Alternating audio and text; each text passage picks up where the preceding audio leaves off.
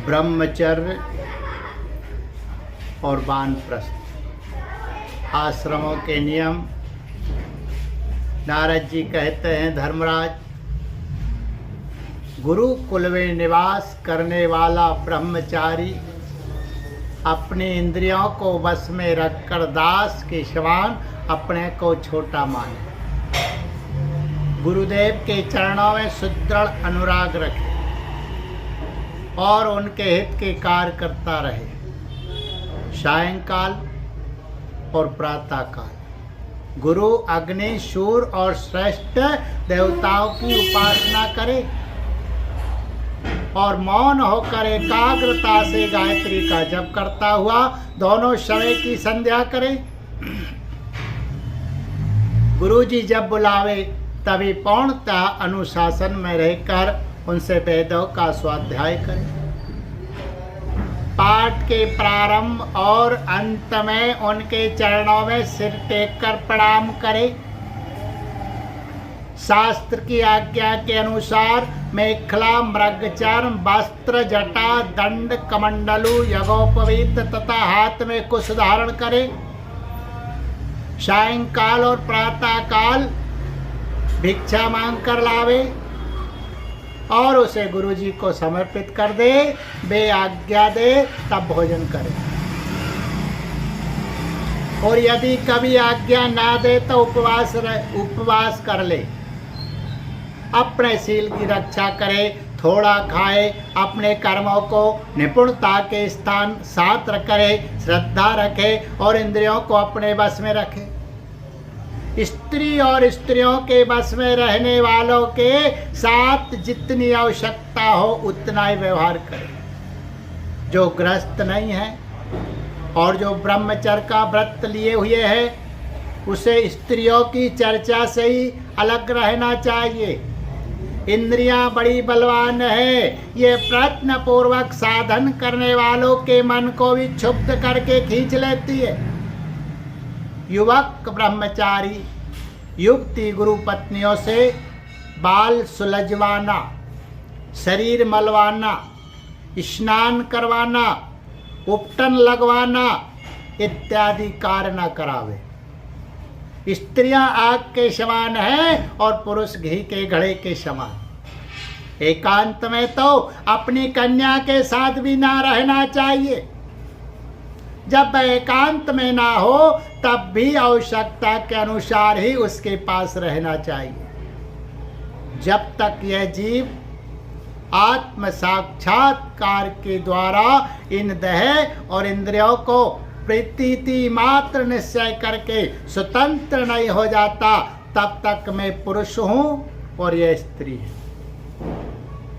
ये द्वैत नहीं मिटता और तब तक यह भी निश्चित है कि ऐसे पुरुष यदि स्त्री के संसर्ग में रहेंगे तो उनमें योग बुद्धि हो ही जाएगी। ये सब शील रक्षाणी गुण गृहस्थ के लिए और सन्यासी के लिए भी विहित है। गृहस्थ के लिए गुरुकुल में रहकर गुरु की सेवा शुश्रूषा वैकल्पिक है, क्योंकि ऋतु गमन के कारण उसे वहां से अलग भी होना पड़ता है।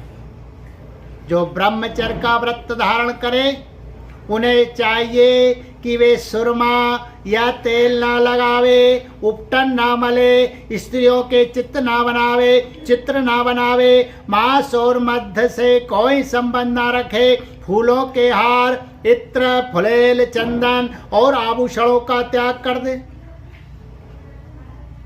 इस प्रकार गुरुकुल में निवास करके द्विजाति को अपनी शक्ति और आवश्यकता के अनुसार वेद, उनके अंग, शिक्षा, कल्प आदि और उपनिषदों का अध्ययन तथा ज्ञान प्राप्त करना चाहिए। फिर यदि सामर्थ्य हो तो गुरु को मुंह मांगी दक्षिणा देनी चाहिए। इसके बाद उनकी आज्ञा से गृहस्थ, वानप्रस्थ अथवा संन्यास आश्रम में प्रवेश करे या आजीवन ब्रह्मचर्य का पालन करते हुए उसी आश्रम में रहे। यद्यपि भगवान स्वरूपतः सर्वत्र एक रस स्थित है, अतएव उनका कोई प्रवेश करना या निकलना नहीं हो सकता। फिर भी अग्नि, गुरु, आत्मा और समस्त प्राणियों में अपने आश्रित जीवों के साथ वे विशेष रूप से विराजमान है, इसलिए उन पर सदा दृष्टि जमी रहनी चाहिए। इस प्रकार आचरण करने वाला ब्रह्मचारी, वानप्रस्थ, सन्यासी अथवा गृहस्थ बिना विज्ञान संपन्न होकर पर ब्रह्म तत्व का अनुभव प्राप्त कर लेता है। अब मैं ऋषियों के मतानुसार वानप्रस्थ आश्रम के नियम बतलाता हूँ। इनका आचरण करने से वानप्रस्थ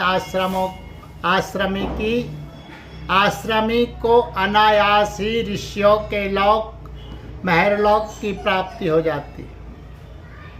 वानप्रस्थ आश्रमी को जीती हुई भूमि में उत्पन्न होने वाले चावल, गेहूं आदि अन्न नहीं खाने चाहिए।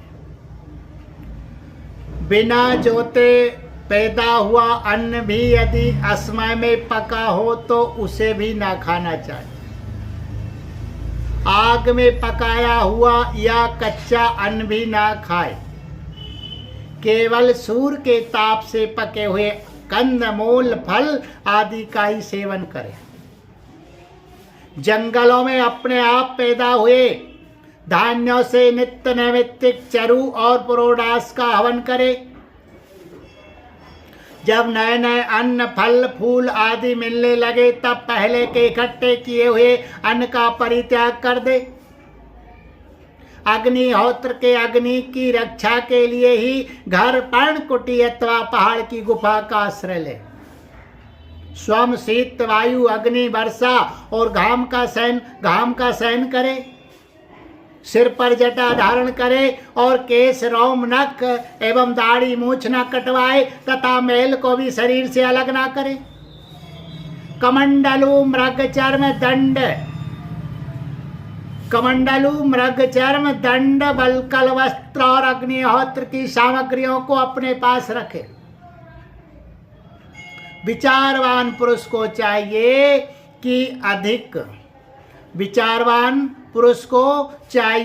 कि 12, 8, 4, 2 या 1 वर्ष तक वानप्रस्थ आश्रम के नियमों का पालन करें।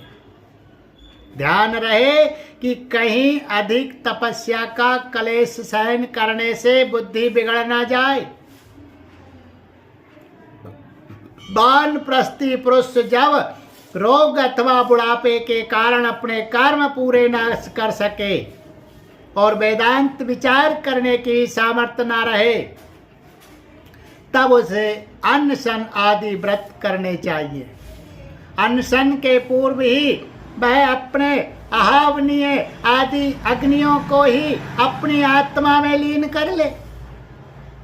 मैंपन और मेरेपन का त्याग करके शरीर को उसके कारणभूत तत्व में यथायोग भली भांति लीन करे। जितेंद्रिय पुरुष अपने शरीर के छिद्राकाशों को आकाश में, प्राणों को वायु में, गर्मी को अग्नि में, रक्त, कप, पीप आदि जलीय तत्वों को जल में और हड्डी आदि ठोस वस्तुओं को पृथ्वी में लीन करें।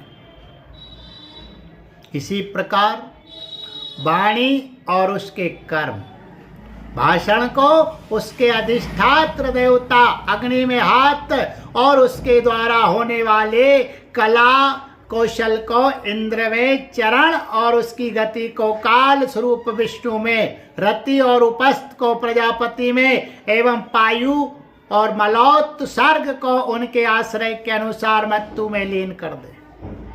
श्रोत और उसके द्वारा सुने जाने वाले शब्द को दिशाओं में, स्पर्श और त्वचा को वायु में, नेत्र सहित रूप को ज्योति में, मधुर आदि रस के सहित रसनेन्द्रिय को जल में और युधिष्ठिर घ्राणेन्द्रिय एवं उसके द्वारा सूंघे जाने वाले गंध को पृथ्वी में लीन कर दे। मनोरथों के साथ मन को चंद्रमा में समझ में आने वाले पदार्थों के सहित बुद्धि को ब्रह्मा में तथा अहिंसा और ममता रूप क्रिया करने वाले अहंकार को उसके कर्मों के साथ रुद्र में लीन कर दे। इसी प्रकार चेतना सहित चित्त को क्षेत्रज्ञ जीव में और गुणों के कारण विकारी से प्रतीत होने वाले जीव को पर ब्रह्मा में लीन कर दे।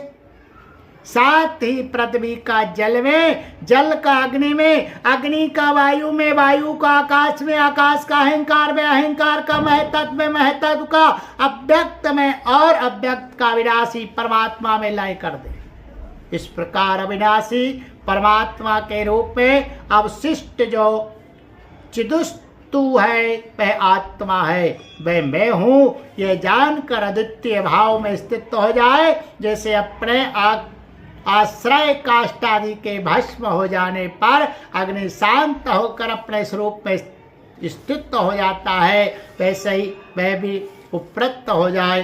बोले गोविंद गोपाल कृष्ण भगवान की जय।